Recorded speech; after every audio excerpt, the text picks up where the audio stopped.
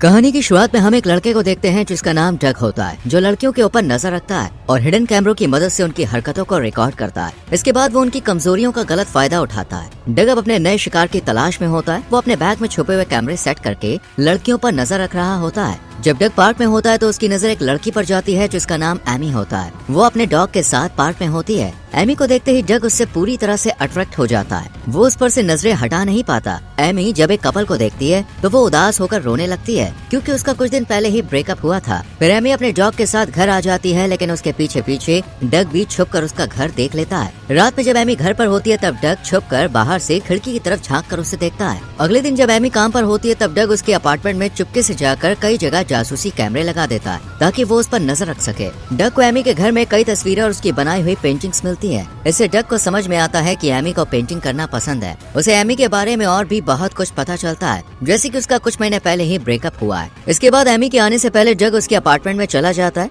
Amy जब घर आती है तो वो खाना खाने के बाद ब्रश करती है और फिर सोने चली जाती है। उसे इस बात का बिल्कुल भी अंदाजा नहीं होता कि कोई उस पर नजर रख रहा है। वहीं डग अपने घर के कंप्यूटर से एमी पर नजर रखता है और हिडन कैमरों की मदद से उसकी बातें सुनता है। डग इस हद तक एमी के प्यार में पागल हो चुका था कि वो दिन रात सिर्फ उसी पर नजर रखता था। डग एमी की हर आदत को फॉलो करता है। वो कब कहाँ जाती है, किससे मिलती है, क्या खाती है, क्या पढ़ती है, हर चीज के बारे में जानने लगता है। जब एमी घर से बाहर जाती है तो डग भी उसका पीछा करता है और हर वक्त उस पर नजर बनाए रखता है। डग अब एमी के करीब आना चाहता है, इसलिए वो उससे दोस्ती करने का फैसला करता है। एमी ऑफिस जाते समय रोज एक कैफे से कॉफी लेती है, इसलिए डग भी उसी कैफे में आना शुरू कर देता है। धीरे धीरे दोनों के बीच बातचीत शुरू हो जाती है। डग को पहले से ही एमी की पसंद नापसंद के बारे में पता होता है, इसलिए वो उसी हिसाब से बातें करता है। वो एमी को बताता है कि उसे भी वही मूवीज और सिंगर्स पसंद हैं जो एमी को पसंद हैं। ये सुनकर एमी हैरान हो जाती है और सोचने लगती है कि दो लोगों की इतनी सारी चीजें एक जैसी कैसे हो सकती है, लेकिन वो खुश भी होती है। दोनों रोज कैफे में मिलने लगते हैं और जल्द ही उनकी दोस्ती हो जाती है।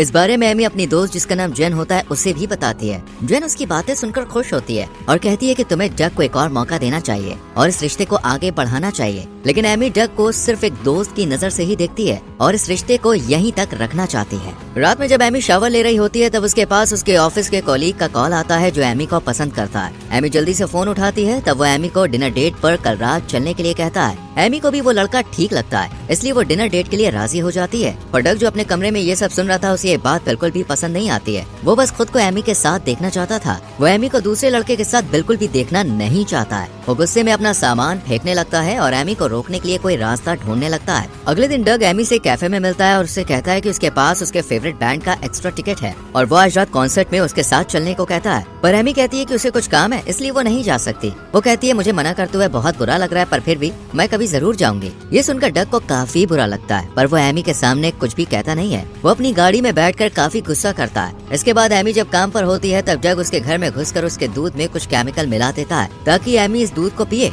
और उसकी तबीयत खराब हो जाए और फिर वो अपने कॉलीग के साथ डिनर डेट पर ना जाए। फिर एमी जब घर आती है तब वो उसके दूध को पी लेती है और अपने डॉग को बाहर घुमाने लेकर जाती है। रात में एमी जब डेट पर जाने के लिए तैयार हो रही होती है तब उसका पेट और तबीयत खराब हो जाती है। वो इस हाल में डेट पर नहीं जा सकती है, इसलिए वो अपने कॉलीग से कहती है कि वो डेट पर नहीं आ सकती, उसकी तबीयत खराब हो गई है। वहीं डग अपने घर से ये सब देख रहा होता है और मन ही मन कहता है एमी मुझे माफ करो, ये सब मुझे करना पड़ा। इससे हमें पता चलता है कि डग इतना बड़ा साइको है कि वो कुछ भी कर सकता है। अगले दिन जब एमी कैफे में आती है तब डग उससे झूठ कहता है कि उसकी गाड़ी खराब हो गई है और उसे अब कैब भी नहीं मिल रही है, पर